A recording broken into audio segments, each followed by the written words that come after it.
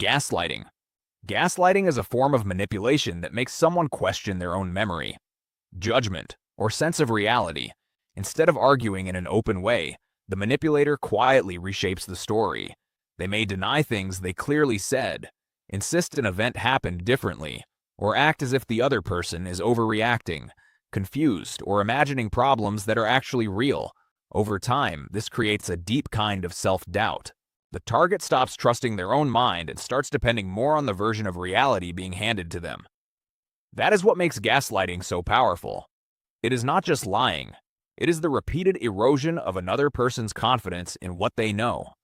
It often appears in controlling relationships, but it can also happen in families, workplaces, politics, and media. The best way to combat it is to slow the situation down and anchor yourself in facts. Writing things down, saving messages, checking details, and speaking with trusted people can help restore perspective. Just as important, notice the pattern rather than getting trapped in one single argument. Gaslighting works by pulling you into endless confusion, so the strongest response is to step back, trust evidence, and protect your sense of what is real. Guilt tripping. Guilt tripping is a way of controlling someone by making them feel selfish, cruel, or ungrateful if they do not comply. It usually does not sound aggressive at first. In fact, it often arrives through disappointment, sadness, or emotional pressure. A person might say they have done everything for you, that you are letting them down, or that your choice is hurting them more than you realize. The goal is not honest communication. The goal is to make guilt do the work that respect and consent could not achieve. This technique is common because guilt is one of the easiest emotions to activate in close relationships. It often appears between parents and children, romantic partners, friends, and even in work settings where loyalty is used as leverage. What makes guilt tripping different from sincere emotional expression is the hidden pressure underneath it. A healthy person can say they feel hurt without turning that feeling into a weapon. To combat guilt tripping, it helps to separate responsibility from emotion. Someone else's disappointment does not automatically mean you have done something wrong. Listen carefully to what is being asked, then judge the request on its own fairness. Clear boundaries matter here. You can acknowledge another person's feelings without surrendering your decision. The key is to stay calm, avoid over-explaining, and remember that guilt is not always proof of guilt. Love bombing. Love bombing is a manipulation technique that overwhelms someone with intense affection, attention, praise, or promises at the very beginning of a relationship. It can feel exciting and deeply flattering because everything seems to move faster and shine brighter than normal. The other person may act as if the connection is rare, perfect, and meant to be, even before real trust has had time to grow. In some cases, they give constant compliments, endless messages, expensive gifts, or dramatic claims about the future. What makes love bombing dangerous is not warmth itself, but the speed and purpose behind it. The affection is often used to create emotional dependence before the target has a chance to notice warning signs. Once that bond is formed, the same person may suddenly become controlling, distant, critical, or demanding. That sharp shift leaves the target chasing the earlier version of the relationship, hoping the intensity will return. To combat love bombing, it helps to pay attention to pace rather than just emotion. Healthy closeness usually builds in a steady way. If someone is pushing instant loyalty, constant access, or huge commitments before they truly know you, slowing things down is often the safest response. Real care can handle boundaries, but manipulation usually becomes irritated when it cannot rush the process. Playing the victim. Playing the victim is a technique where someone presents themselves as the injured party in order to avoid responsibility or gain control over how others see the situation. Instead of dealing honestly with what they did, they redirect attention toward their own pain in their difficult past, or how unfairly they are being treated. This can make confrontation feel cruel, even when the concern is reasonable. A manipulative person may act wounded the moment they are questioned, as if accountability itself is an attack. In everyday life, this often appears in arguments where one person keeps shifting the focus away from the original issue. Rather than addressing the harm they caused, they make others comfort them, defend them, or abandon the conversation entirely. What makes this effective is that many people do not want to seem harsh or insensitive. They back off, and the real problem stays untouched. Of course, genuine suffering exists, and real victims deserve compassion. The difference is that honest vulnerability does not erase responsibility. To combat this tactic, keep returning to the specific behavior being discussed. You can recognize someone's feelings without letting the subject be replaced. Calmly separate their distress from the actual issue, and do not confuse emotion with innocence. A person can feel upset and still need to answer for what they have done. Emotional blackmail. Emotional blackmail happens when someone uses fear, guilt, obligation, or the threat of loss to force another person into doing what they want. It is pressure dressed up as emotion.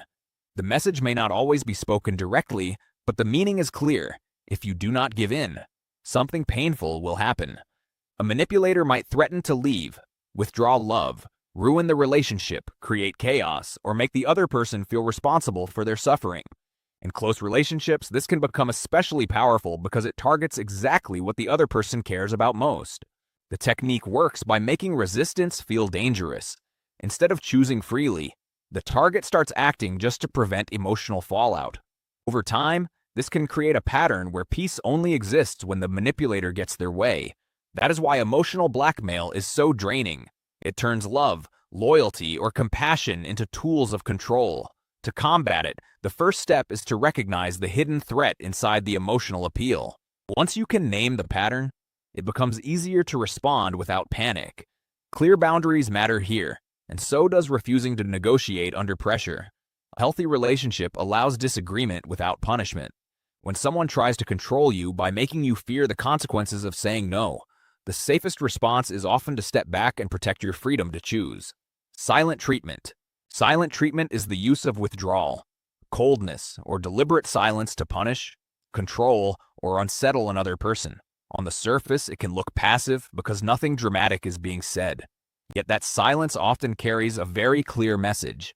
It says that affection, communication, or basic acknowledgement will be withheld until the other person feels anxious enough to chase repair on the manipulator's terms. This tactic is common in personal relationships because humans are deeply sensitive to social rejection. Being ignored can create confusion, guilt, and a strong urge to fix things, even when the silent person is the one avoiding healthy communication. That is what gives the technique its force. It makes the target work harder while the manipulator keeps control without having to explain anything openly. There is an important difference, though, between taking space to calm down and using silence as a weapon. Healthy space is clear, respectful, and temporary. Silent treatment is meant to leave the other person uncertain and emotionally off balance. To combat it, do not rush to fill the silence with endless apologies or desperate guesses. Stay grounded. State once that you are willing to talk when communication is respectful, and then stop feeding the pattern. Manipulative silence loses power when it no longer controls your behavior. Triangulation. Triangulation is a technique where one person pulls a third person into a conflict, relationship, or power struggle in order to create pressure, jealousy, insecurity, or confusion. Instead of speaking directly, the manipulator uses another person as a tool. They may compare people against each other, carry messages back and forth, hint that someone else agrees with them, or make one person feel replaceable by constantly bringing up a rival. This happens in romantic relationships, families, workplaces, and friend groups, and it often creates tension that did not need to exist. The manipulator stays in the center while the others become distracted by competition or mistrust. That is why triangulation can be so effective. It weakens direct communication and makes people react to each other instead of seeing who is creating the problem. In some cases, the third person is real and active. In other cases, their role is exaggerated or partly invented just to influence emotions. To combat triangulation, the strongest move is usually to go straight to the source. Speak directly with the person involved instead of relying on secondhand messages and loaded comparisons. It also helps to refuse games built around jealousy or rivalry. Healthy relationships are clearer than that.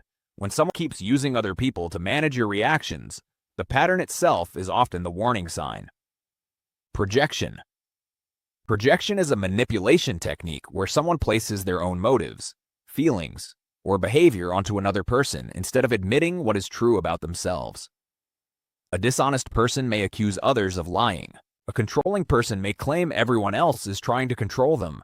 Someone acting unfairly may insist that they are the one being treated unfairly.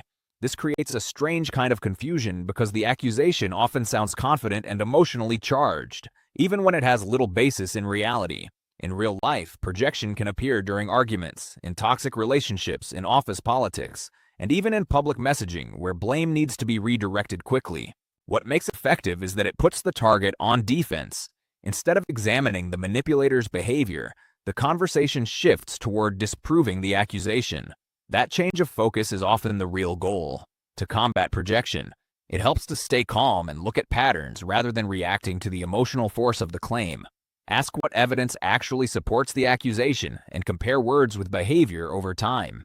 Projection becomes easier to spot when you notice that the charge says more about the speaker than the person being blamed. The safest response is not to absorb the label too quickly, but to return to observable facts and keep the discussion grounded. Blame shifting. Blame shifting is the habit of moving responsibility away from the person who caused the problem and placing it onto someone else instead. Sometimes it is obvious, and sometimes it happens so smoothly that the target starts apologizing for things they did not actually do.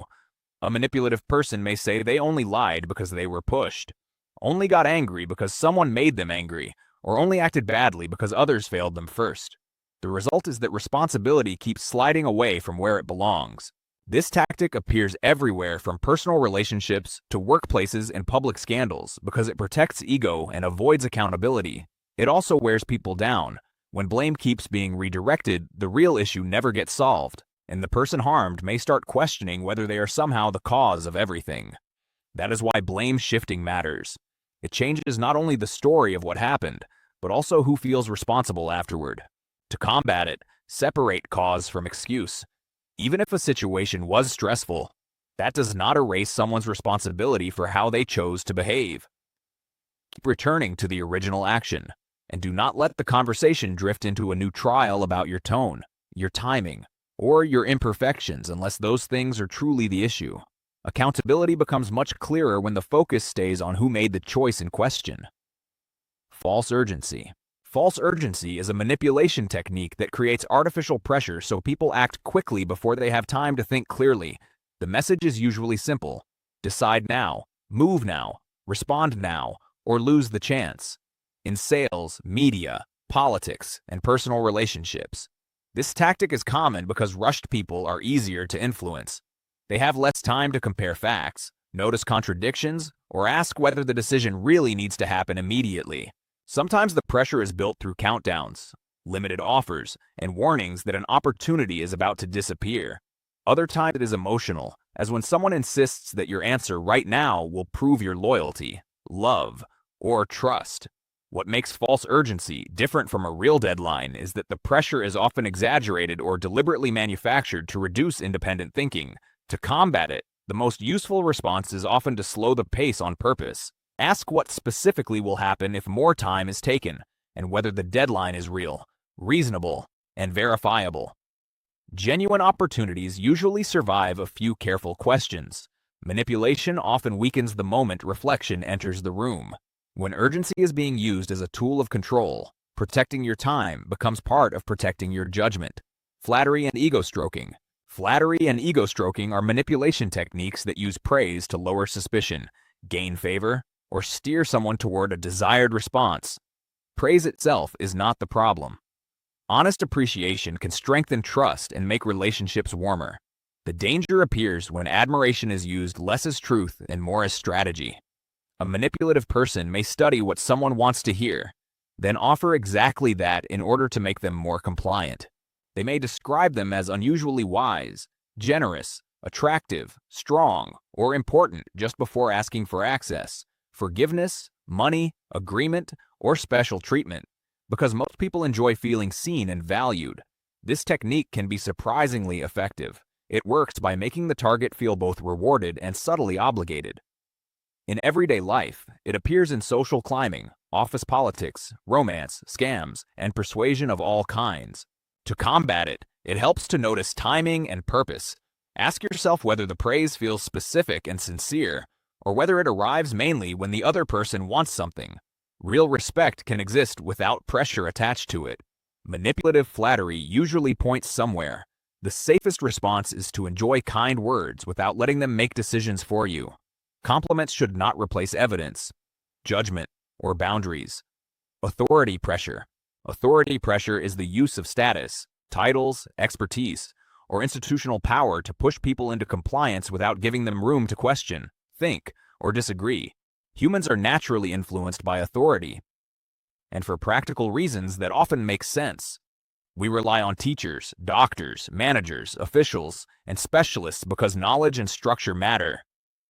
But manipulation enters when authority is used not to guide, but to silence doubt and override consent. A person may insist they must be right because of their position, treat questions as disrespect, or suggest that only foolish people would hesitate. In larger systems, this can shape advertising, workplace culture, political messaging, and group behavior. The reason it works is simple. Many people have been taught from childhood that obedience is safer than resistance, especially when power stands on the other side of the conversation. To combat authority pressure, remember that status does not remove the need for clarity, honesty, or accountability. Ask for reasons, not just rank. Look for evidence, not just confidence. Real expertise can usually explain itself. Manipulative authority leans too heavily on the fact that it should not have to. Respecting knowledge is sensible, but protecting your ability to question it is just as important.